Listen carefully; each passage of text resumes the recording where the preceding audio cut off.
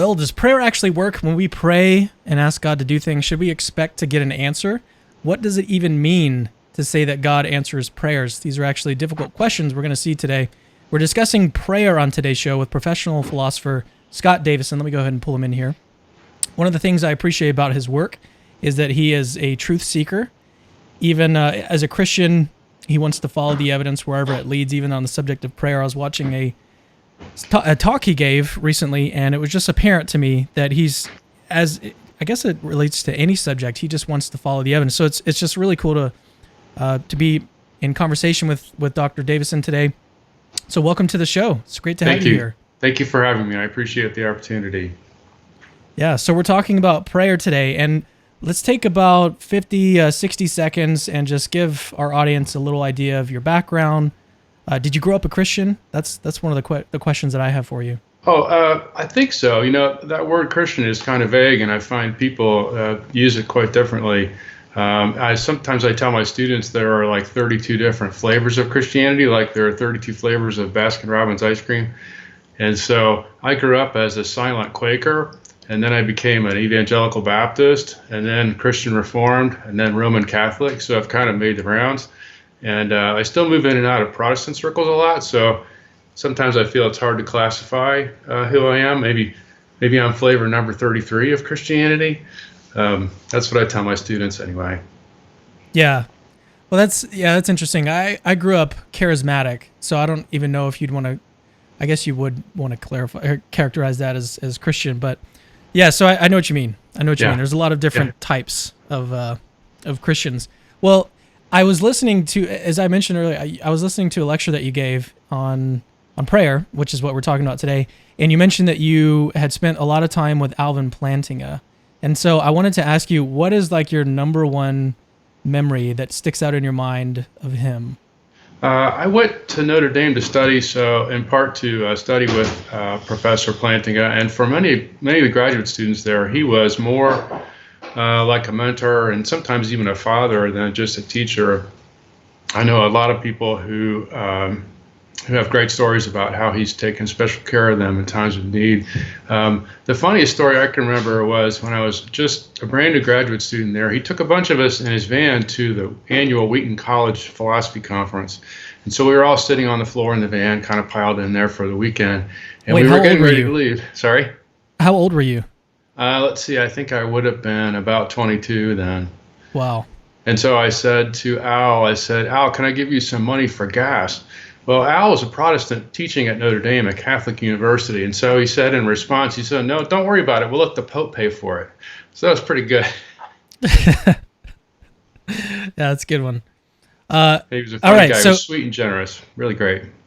Yeah, I really wish that I had a chance to meet him, which, I mean, it may still happen. But in a lecture of yours, again, going back to the same lecture, I noticed that one of the things you said was that in your classes and the way that you teach, and sometimes when you lecture, you say that you can either be a coach or you can be a referee. So tell me more about that distinction, and then what sort of role are you going to take today? Okay, so if I'm talking to fellow Christians and I'm trying to encourage them somehow to be good Christians, then I think of myself as a kind of coach. I'm pointing my advice in a certain direction, and I'm trying to focus on things that'll be helpful to them. When I say I'm functioning as a referee, instead, it's a different kind of idea where I'm just sort of trying to explain the lay of the land philosophically, what the arguments are, what the positions are, and where the evidence points. And there, I'm not trying to help anybody or harm anybody. I'm just trying to be as truthful as I can, as complete as I can. So in different venues, sometimes I feel like I'm called to be a coach, and sometimes I'm called to be a referee. So today, I'm playing referee. I'm not really invited to the show as a coach. I don't think I have special coaching skills, although I do my best. But I think I'm here because of my expertise about this problem. So I'm trying more today to be a referee because of the work I've done on this question about prayer. So I'm really talking about the issues, the arguments, and trying to be fair to everybody, and not trying to encourage particular people. I'm the last person you should ask for advice about how to pray, for instance, especially in the petitionary way. So I would never agree to be a coach in this kind of setting for that kind of problem. So I'm functioning today as a referee, just trying to report what I see as the shape of the questions and the arguments and where the evidence flows. Well, sometimes when you clarify an argument, that can help sort of shed light and where the problem spots are, what are some potential responses. And so I think that even as a referee, you can still do a lot of work in helping people, even if it's just bringing clarity. That's a good point. All right, well, before we get into the actual puzzles, which there's a bunch of, as I was reading some of your work on this, there's a lot of puzzles that philosophers have at least puzzled about when it comes to prayer. And well, before we get to that, let's actually just talk about what are some of the kinds of prayer. So petitionary prayer is one kind of prayer, and maybe if you want to give a definition of that, feel free to give a definition. But let's talk about some of the different types of prayers, because that's one of the things that I've seen online is this. There's almost a conflation that happens when people say prayer doesn't work or prayer does work, and they're really just talking about one type of prayer, which is petitionary prayer. They're not thinking of prayers of gratitude or thanks. So let's talk about some of the different types of prayer. Right. So there are different kinds of prayer, and some of them involve communication with God, and maybe some of them don't. It's interesting you mentioned prayers of thanks or gratitude. That's a different kind of prayer. When I think about petitionary prayer, I think the idea is that you're petitioning God for something, asking God to do something for you or for somebody else or for the world or maybe all those things. So I think of petitionary prayers as including a request, which is what I call the object of the petition in my book about prayer. But other kinds of prayers don't involve requests at all. So you mentioned thanksgiving and gratitude. There are also prayers of adoration where people just recognize and appreciate some good feature that God has or something God has done. There are prayers of confession, which involves sort of coming clean to God about something that's gone wrong. There are prayers of lamentation where we recognize something bad that's going on and maybe even complain to God about it. That's a common form of prayer in the Old Testament. And also, I'm thinking about in the Psalms. Yes, Psalms, right? And some people count it as prayer just to be simply in God's presence and being aware of that, even if they're not saying anything in particular to God. And when I grew up as a silent Quaker as a young person, that was an important part of my worship experience. We would gather for an hour of silence every week. And so prayer is kind of a big box with lots of different things in it. And petitionary prayer is just one kind of prayer. And I should add, too, that sometimes we think the only point of praying in the petitionary way is to try to get God to do the thing we're asking. But in the scriptures, it looks like there are lots of reasons given for praying in the petitionary way. For instance, St. Paul says, make your requests known to God, and then the peace of God that surpasses all understanding will guard your hearts and minds. So when Paul tells the people to pray there in Philippians, he's not saying that God's definitely going to do what you ask. He's saying, but just by praying, it's going to make a difference for you. God's peace will guard your hearts and minds. So there's a lot of different reasons for praying, even in the petitionary way, some of which have to do with the thing that's requested, and others just have to do with praying itself. So give me a good definition of petitionary prayer, because as I was investigating your work a little bit more, it was interesting to hear that even if like you pray for something and it happens, that doesn't necessarily mean that God was answering this prayer that you had. So, and you give an example of like your neighbor who you said that you have you kind of lucked out and you have really good neighbors. But suppose that you had like a really bad neighbor, you had animosity between each other, and you asked him, "Hey, will you cut my hedges?" And he had already planned on cutting the hedges, and so despite your asking, he still did it. That doesn't really count as like him, acquiescing your request, so to speak. Right. So I think for a petitionary prayer to be answered, it's a little more complicated than just asking God for something and then that thing happening. I think there has to be a little bit more to the story. So my own view is that the request that you made has to play some kind of role in God's bringing that thing about. It has to be among God's reasons for doing it. It doesn't have to be the only reason, although that would be a clear case of answered prayer, but it has to play some role. So it can't just be a coincidence that you asked for something and then God happened to do that very same thing for totally independent reasons and would have done that even if you hadn't asked. There has to be some kind of connection in order to make it true that what God is doing is an answer to your request. And I think we see this in ordinary cases of human interaction. If I give you a command, Whether or not you've obeyed the command depends in part on whether you've done it because I commanded you. It can't just be an accident. If I shout something at you in Chinese and you don't understand Chinese, if I say "wei xiang pa xia" and you take cover, well, that just happens to be what that command means in Chinese. But if you're just freaked out because somebody shouted Chinese at you and you take cover, you haven't obeyed my command at all. You've just happened to do the thing I told you to do. So there has to be some connection, I think, between the offering of the prayer and God's bringing about the thing in question for it to count as an answer. All right, well, let's get into, because a lot of these puzzles start to come about, and I also want to mention that, like, it's not just atheists that are thinking about these puzzles. It's theists and theist philosophers are saying, well, look, God can't be praiseworthy because of these certain. Well, let's get into that one real quick. Okay, so sure. As I mentioned, I wanted to treat this as a kind of overview of some of the philosophical puzzles about prayer. So let's start with the concept of praise. So some philosophers have argued that being worthy of praise requires the ability to choose to be good. Since God didn't choose to be perfectly good, this would mean, therefore, that God is not praiseworthy. So what are your thoughts on this puzzle? Maybe some points of clarification, some type of responses?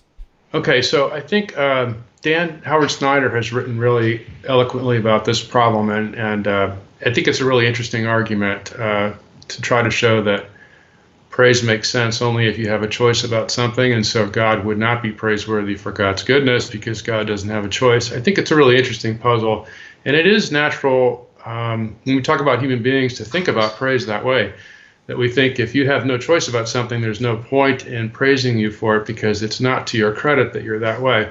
Mm-hmm. And so I think there's something like that going on in praise, but not always. Sometimes we praise things with a view toward how they came to be, like in those cases. But other times we just praise the excellence of something and just recognize it for its goodness without any reference to the origins of that state of affairs at all. We're not looking backward at how it got to be this way. We're just saying that's really something. There's this really interesting case recently, for instance, of a young girl. I think she was 7 years old when she started painting these abstract paintings, and she's getting this international attention. It's quite fascinating. Some of her paintings have sold for $50,000. And so if you didn't know who painted one of these paintings, you might come in and say, hey, that's really a great painting.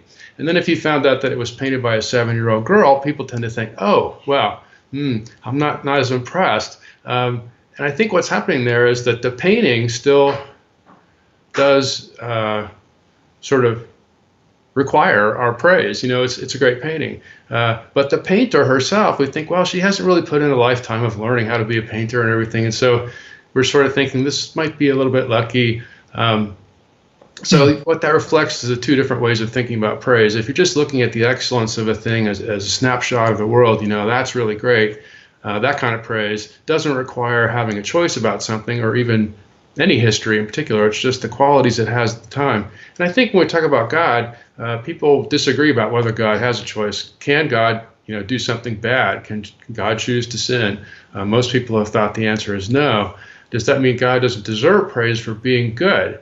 I think in the first sense of praise, maybe, but in the other sense, where we just recognize the excellence of things, clearly God's goodness does deserve praise, no matter how it got to be that way. Even if it was always that way and couldn't have been any other way, it's just, for what it is, it's just totally amazing, So I've been back and forth with Dan about this argument. I think it's a good one. It's still, unresolved in certain ways, but it does seem to me that there's a way in which praise doesn't require that there be that choice that leads to the thing that deserves the praise. And so I'm inclined to think in God's case that's true. God's goodness deserves praise, even if God doesn't have control over the goodness or didn't create it.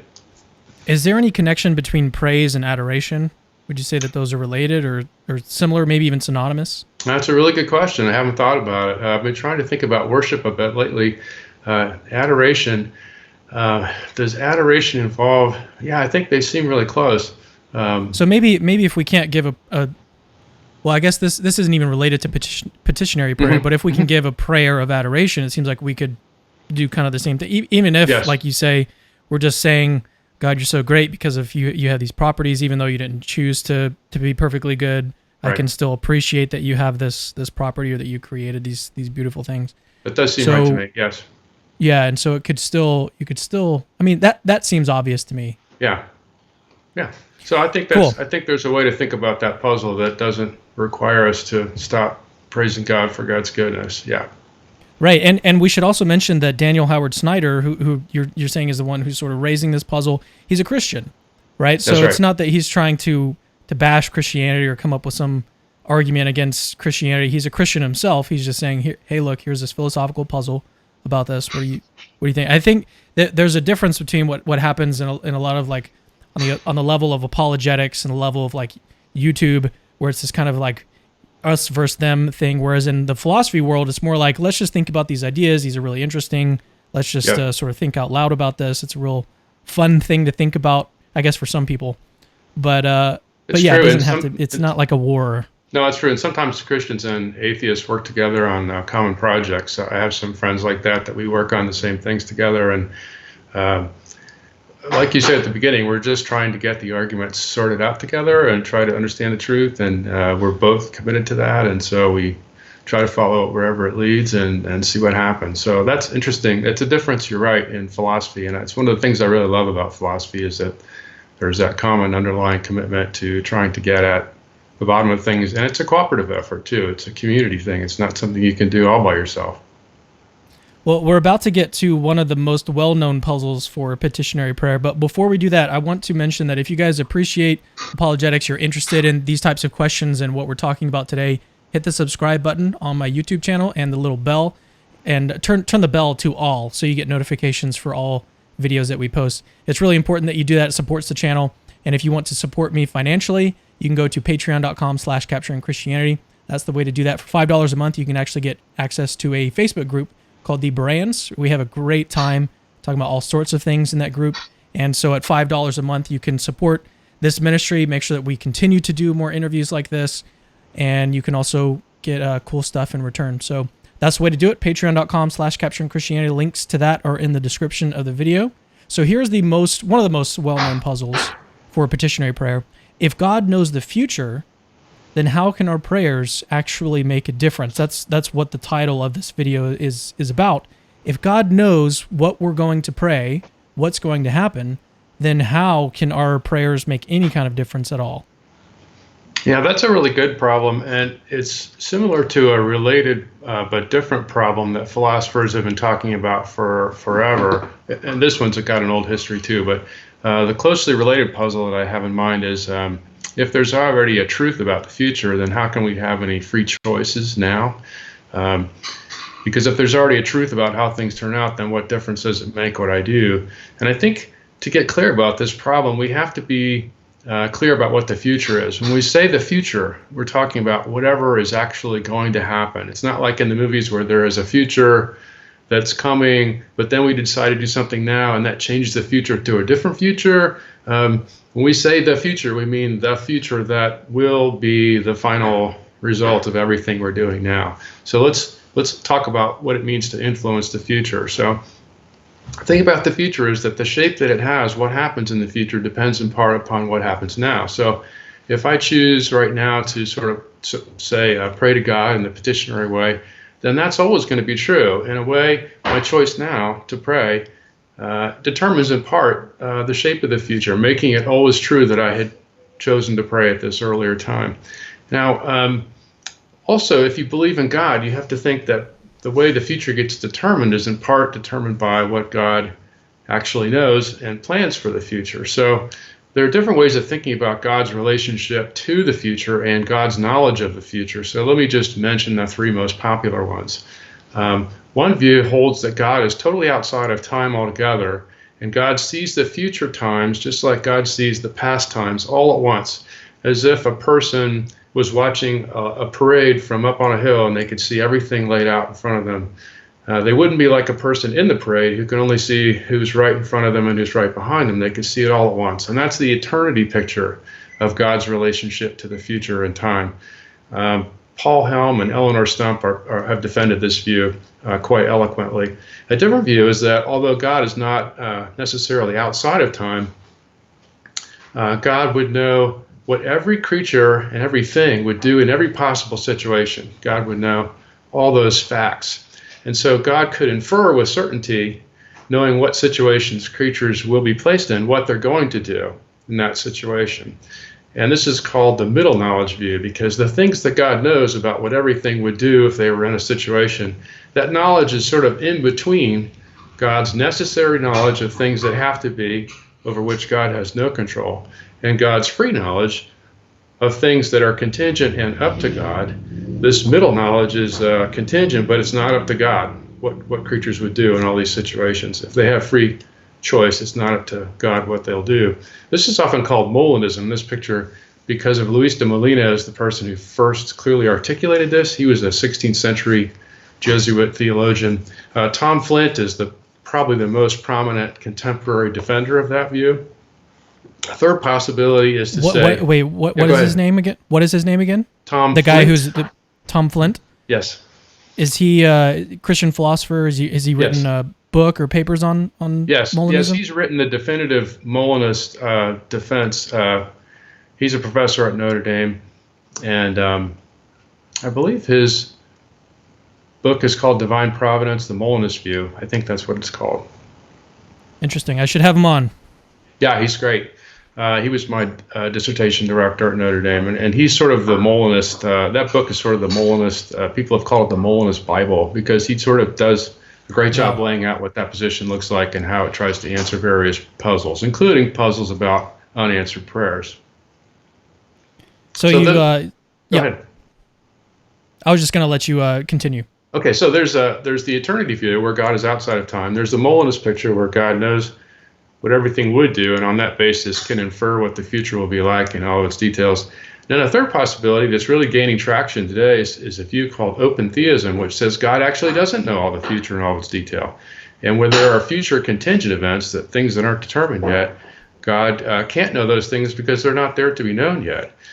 This is gaining ground even among some conservative Christians, which is interesting because it wasn't really a majority view in the history of the tradition. But the most influential defenders of this picture would be Bill Hasker and Richard Swinburne.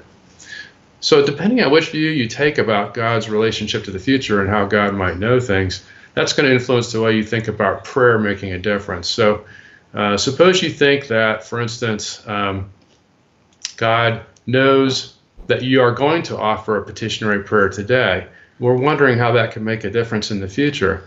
If God knows long ago that you're going to make a petitionary prayer today, God can also plan from long ago to make tomorrow look just the way you asked it to be in your prayer.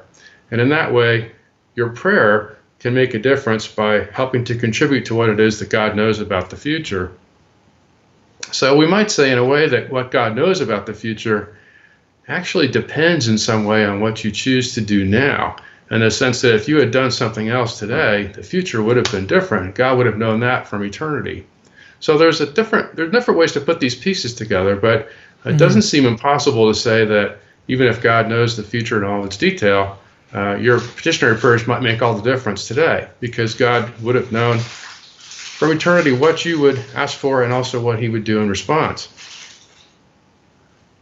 Yeah, I've heard, I think it was Greg Kokel, give an analogy of like, it would still make sense. So suppose that your boss was going to give you a raise if you asked for one, and then you end up going and asking. Does that make your asking pointless, even though, if you were to do it, then he would give you the raise? It doesn't seem like it makes it pointless. It's just that on that situation, he was going to do it. Right. If you asked.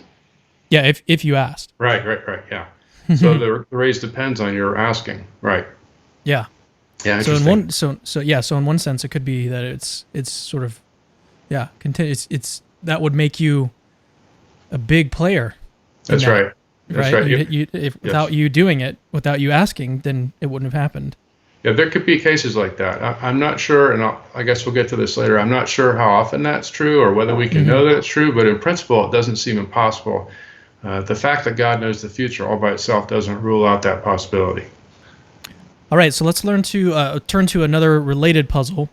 If God is perfectly good, then he'll bring about the best state of affairs for everyone, but then it seems like whether we pray or not, it's not going to make a difference because the best state of affairs is going to happen regardless of what we do.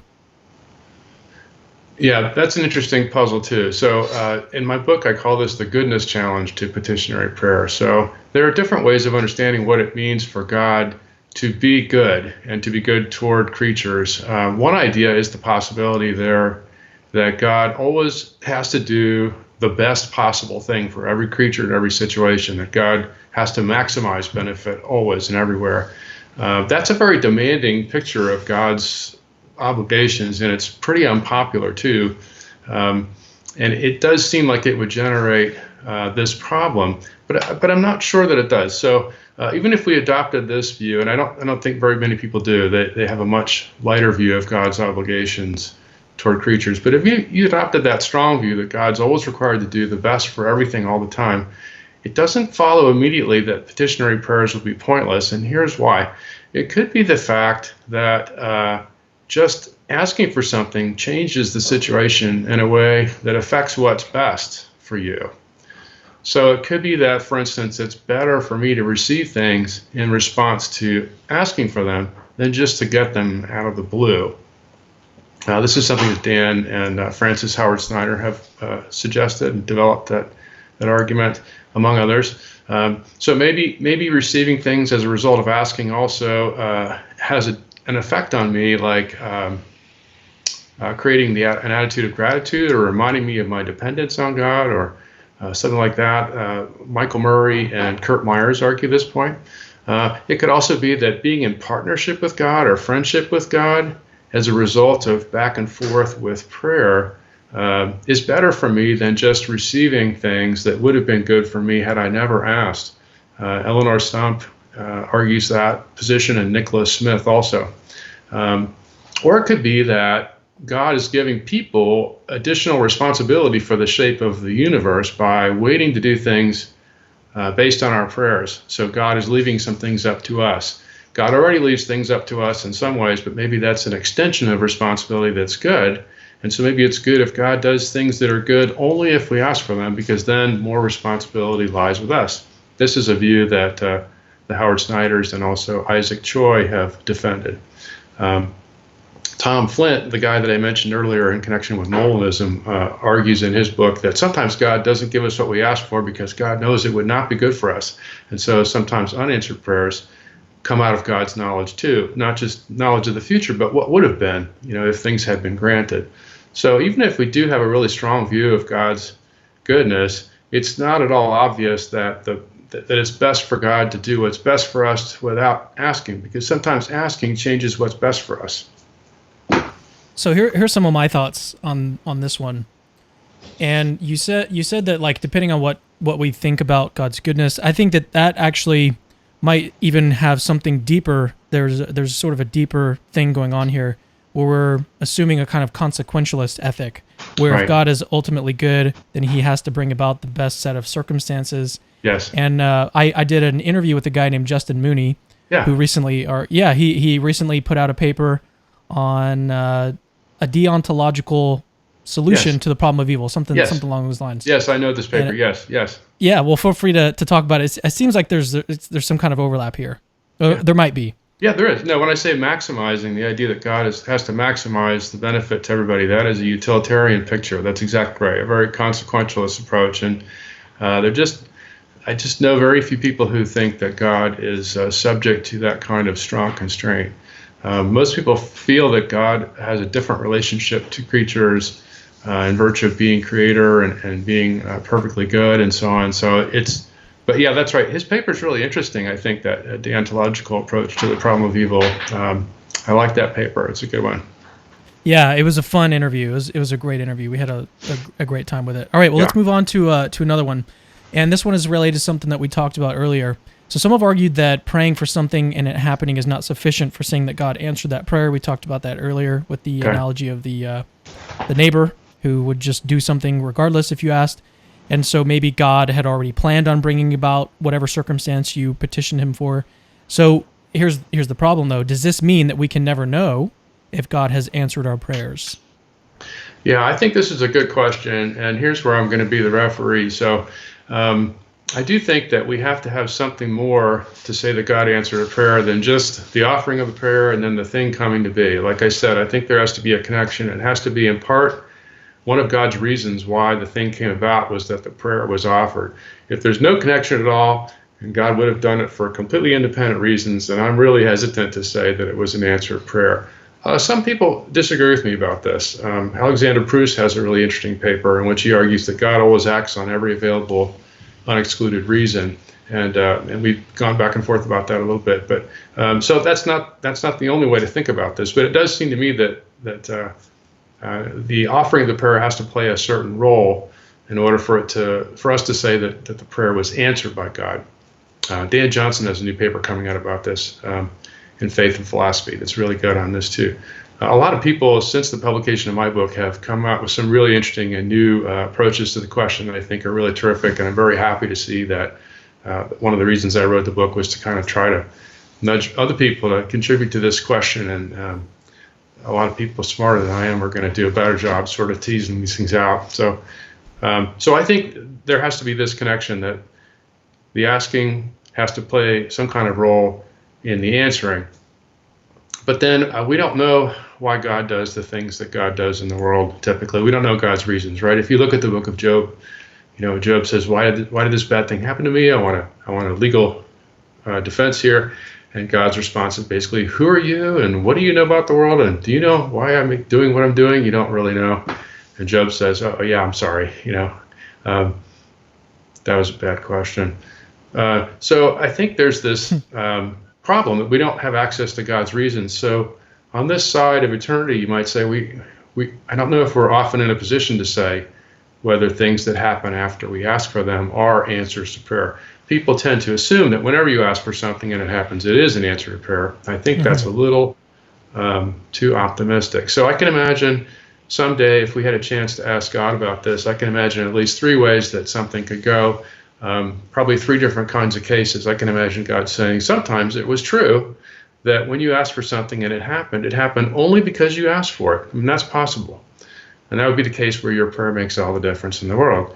Then there could be cases where God says, okay, well, there were also times when you asked for something and what you asked for was one of the reasons why I brought this about, but there were other reasons too. So that was kind of an answer too. But then I can imagine cases where God might say, well, in that case, you asked for something, but it was just coincidence because it was going to happen anyway for a lot of other reasons that you didn't know about. And so it was really not, your prayer was really not part of the answer or explanation for what happened.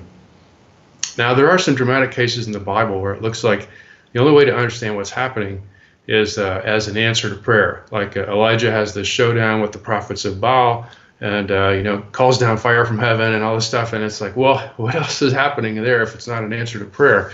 But I don't think often we're in that kind of situation where it's so clear that the only explanation for what's happening is that it's the answer to a prayer. There are some philosophers who think we can have enough knowledge of God's reasons and our circumstances to say that an answer of prayer seems to be likely. Isaac Choi argues for this. But I don't think we usually have enough information about either one of those things, either God's reasons or the nature of our circumstances. I think we're typically in the dark. And so for me, I want to say probably most of the time we don't know. But like I said, the arguments that we're given in the scriptures, for instance, for praying in the petitionary way, don't always assume that we're going to get what we asked for, or that we know that we got it or didn't get it. It seems to be more, well, there are a lot of different reasons. So there are reasons to pray in the petitionary way, even if you don't know whether your prayers are answered. Yeah, I was just going to mention that. So one of the things that I think about with philosophy more generally is like, what is that? So suppose that this argument works. What is like the implication of this? Where does this actually lead? Does it lead to any sort of bad consequences? Right. And in this case, even if we grant that we don't necessarily know, in most cases we don't know whether God does answer a prayer or doesn't answer a prayer. What is the implication of that? It just means that we're sort of limited in our knowledge. It doesn't mean that God doesn't answer prayer. It just means that we're limited. That's right. That's like the ultimate implication. It doesn't seem like a very bad implication. Not surprising at all, no. Yeah. All right, well, I have one more question. And before I ask him, I wanted to let you guys know we're about to head to Q&A from you guys. So if you have a question for Dr. Davison, let me know in the live chat. And we already had someone send in a super chat, so I appreciate that. We'll get to that one first. And if you do have a super chat that you'd like to send in, that's the way to guarantee that your question will be asked today. So if you have a question for Dr. Davison, just put it in the live chat, and I'll throw it up on the screen once we get to that section. So here's my last question. My last question is, what about the various studies that have been conducted on petitionary prayer? I'm sure that you're aware of them. Do you think that and also give like an overview of some of these studies, the most popular ones? I think the Benson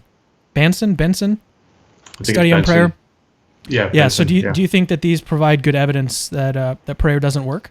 They're really interesting studies. So sometimes they come up with a positive correlation. Usually they are studies that involve people praying for patients in a hospital, and they sometimes are careful to distinguish, to make the experiment blind or double blind, so the patients don't know whether they're being prayed for by the people in the study or not. And they try to tease out a difference in the way that you would in any other experiment. So you want to have two groups, and sort of try to make them the same, except that one group gets these petitionary prayers and the other doesn't. So sometimes there has been a positive correlation. The biggest one, the most recent one, the most interesting one, I think there was actually a slight negative correlation between petitionary prayers and the recovery of the patients. But I think the whole question of trying to do a study like this is very strange. If we're trying to imagine whether petitionary prayer moves God to act, and I think that's what we're talking about, there could be something else we're trying to measure, and I'll come back to that in a minute. But if you think about it, God is not like an impersonal force like the solar wind, that if we just put up a prayer sail, we'll catch it and be able to change the world. God's a person, and of course, God knows all these details about all these patients in these studies, things that we couldn't possibly know. So God has all these reasons for healing them or not healing them that we wouldn't be aware of. And so how could we really construct an experiment that is controlled in the right way so that we screen off the differences between the two groups? The only difference that's relevant is the prayer. It's very hard to do that. And what if you can't tell the people in the other group that their families are not allowed to pray for them? So it's sort of puzzling to me, the whole setup, thinking about it as if we could tease out of a controlled experiment whether prayer moves God to act. That just seems like the just totally bizarre approach. Now, a different thing that might be going on here is that people are trying to figure out if there's some sort of direct influence on patients from people praying, not through God answering, but just maybe like some direct psychic link. Maybe a bunch of people praying for somebody has some direct effect on a patient.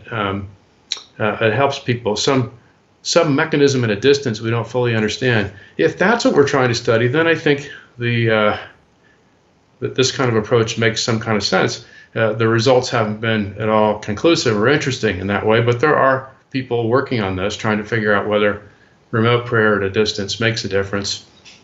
It's just that what we're talking about is the activity of praying in the petitionary way. We're not talking really about God at all. We're just talking about people doing a certain thing and whether that has an impact on others. So that would be interesting. It just wouldn't be theologically interesting. It would be sort of naturally weird. And the world is a weird place. So, it could turn out that that's true.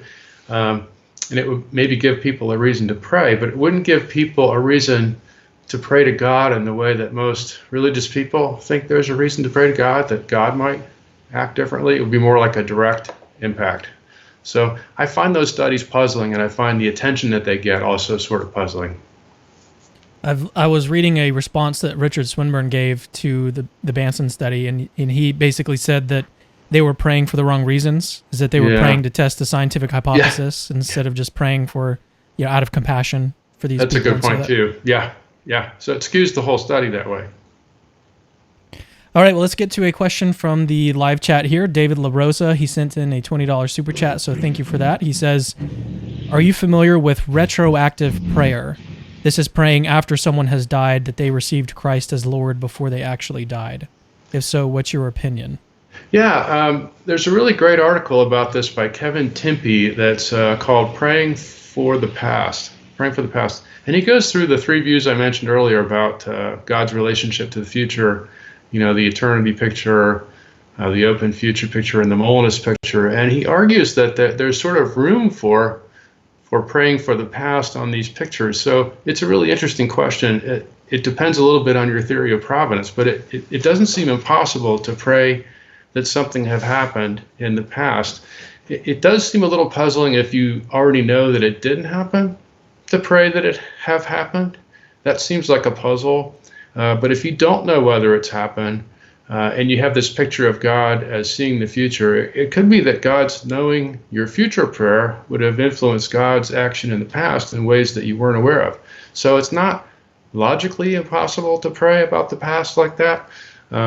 It's a little more puzzling, though. It's not clear what you're doing if you already know that the thing didn't happen. But yeah, retroactive prayer is one way to talk about it. The article I would recommend by Kevin Timpe, his way of talking about it is praying for the past, I think, or praying about the past. All right, so we have we had another super chat sent in, but I don't think it had any message to it. But here's a question from Cosmic QQ. He says, why doesn't God answer prayers to save the lives of starving children in Africa?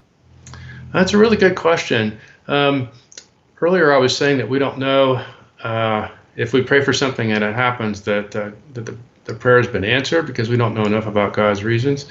You could flip that around too, and you could say it could be the case that God is sometimes answering prayers, and we don't know because maybe God is answering more prayers than we realize. It could be that we don't know on both sides. Maybe God is not answering the prayers for starving people around the world because we see people dying of starvation and we prayed for them. But it could also be that God has answered some prayers for starving people around the world, and we just don't know that God has. In general, why does God permit bad things to happen in the world? This is a big question, of course, the problem of evil. It's a little bit different than the question of why God doesn't answer prayer, but they're certainly connected to each other in lots of interesting ways. So I think to answer this question, really what you want is you want to know why does God allow children to starve in Africa? The fact that people are asking God not to let that happen really just piggybacks on the question, why would God ever let that happen in the first place, even if nobody was praying for these people, right? Why would God allow that to happen? And I think that's a really tough question and a really good question. I don't have the time and space to try to answer it today, but I think it's obviously a really pressing question. It doesn't admit of an easy answer.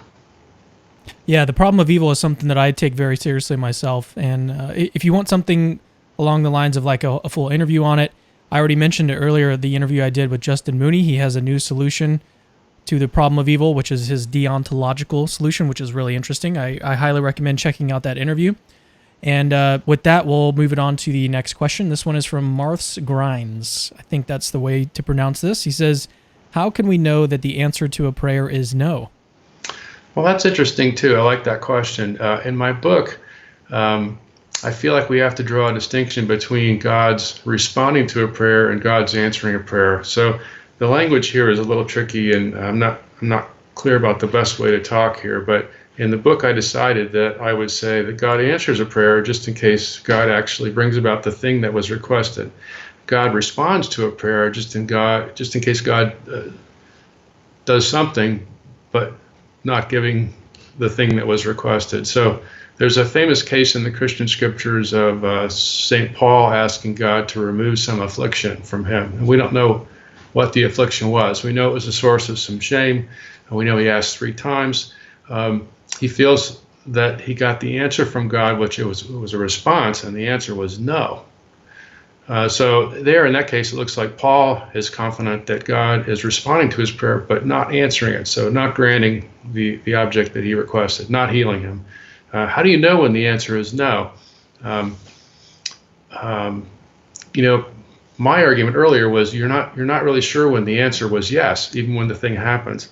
So when the thing doesn't happen, are you sure that the answer was no? This is kind of the mirror image of that question. That's really interesting. How do you know when the answer is no? St. Paul was confident, but he had some kind of connection to God. He felt like he was the recipient of some direct revelation from God, and most of us don't feel that way. We don't know. So just because the thing doesn't happen, does that mean the answer is no?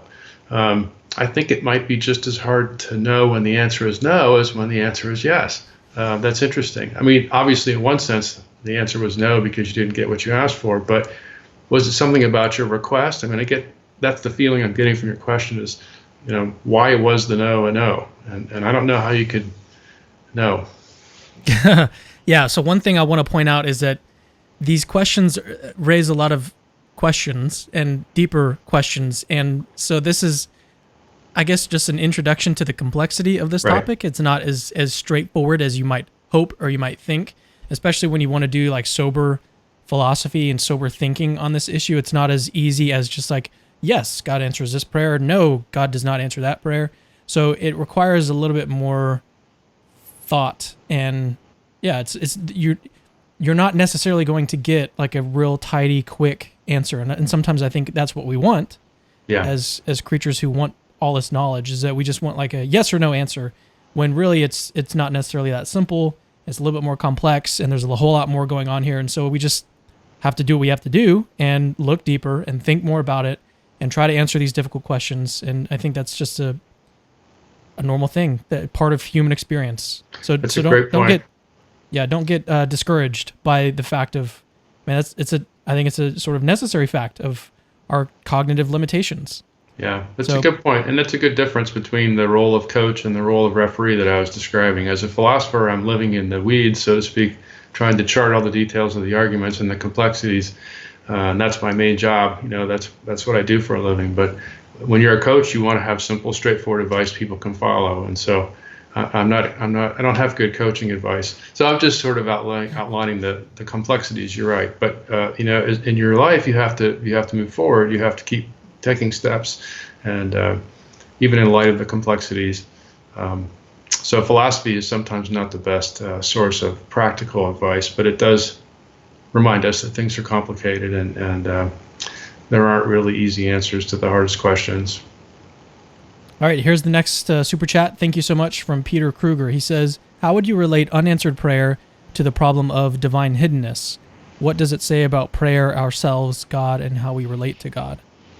Well, it's interesting because the unanswered prayer situation for St. Paul, he felt like he had a reply, but it wasn't an answer, but he had a reply. And there are some people who feel the presence of God, and they feel like they have a connection and a relationship to God, even if they don't have good sense of answered prayer. So in one sense, they're sort of independent. You could have, God might not be hidden from you, even though you're not feeling like you're having any answered prayer. But on the other hand, for some people, they feel like the way that they are expecting God to be clear to them is through answered prayer. And so the problem of answered prayer for some people is one symptom or aspect or side of the fact that God seems hidden to them, And one good thing about the complexities of this debate, I think, about petitionary prayer is that it does help people to realize that it's not a simple, straightforward thing to imagine. We tend to think, well, whatever I ask for, God could just do that, And I think in the book, I'm at pains to point out that there has to be space among God's reasons for our petitionary prayers to make a difference. So, God can't do things that are logically impossible. God can't do things that are intrinsically wrong. Saul Smolansky has a great paper about praying for evil things, which is kind of fun. And God might have a providential plan for the world. God might think creation is headed in a certain direction, and that might involve particular events going a certain way. So our prayers have to be able to operate within those restrictions, and we don't really know where they all fall. So there has to be space among God's reasons for our prayers to make a difference. So by thinking about the complexity of these questions, I think it does take a little bit of the pressure off of the feeling that God should be able to do whatever I ask. It's just that's not clearly right. Even if we believe that God is all powerful, it's just not clearly right that God should be able to do whatever we ask. So here's a really interesting super chat from Tatiana. She says, when doubt or questions arise about prayer, I pray because God instructs me to, out of obedience. Yeah, so this is one of those other reasons why people pray, and not just in the petitionary way. And it's important to remember that when the scriptures tell us to pray, they're not always telling us to pray in the petitionary way. We mentioned all these other kinds of prayer before: confession, adoration, thanksgiving, and so on. So praying without ceasing may not involve petitioning without ceasing. It may involve other things as well. But one of the reasons that people offer is obedience. So if we're taught to pray, if we're told to pray, that could be a reason for praying, even if you don't know or don't believe or aren't sure whether your prayers will be answered. So what she's pointing to here is that that could be all by itself a reason to pray, even if the other stuff is all kind of up in the air. And I think that's a perfectly good point. There are lots of different reasons to pray, even in the petitionary way, and they don't always require that you have a clear answer to all these questions that we've been arguing about today.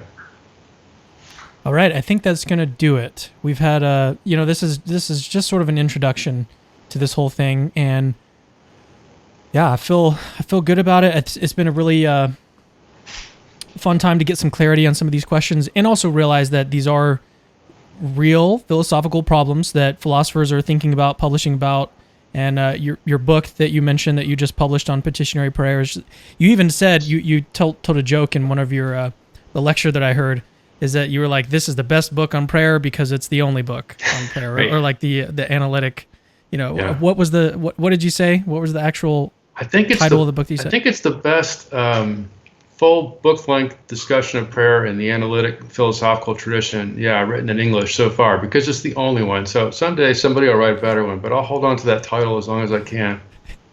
Yeah, well, I appreciate that you're starting the discussion and helping people to start to think more clearly about this. So I think in any case, it's just very helpful to have that as a resource, to think more clearly about these questions and think through them more, in greater depth and clarity. So I really appreciate you coming on. Is there anything that you'd like to leave the audience with?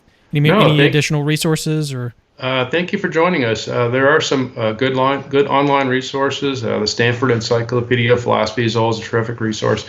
Feel free to reach out to me if you have questions about sources and arguments and documents. I'm always happy to talk to people by email. You can find me at my website, which I think is listed next to the feed here. And thanks again for having me. It's been really fun. I appreciate the opportunity. Yeah, no problem. It's been great. Yeah, as you mentioned, I've linked his website. If you guys want to learn more about Dr. Davison, his information, his website is in the description of this video. That's the way that you can access it there. And until we meet again, we'll see you guys next time. So see you later. Thank you.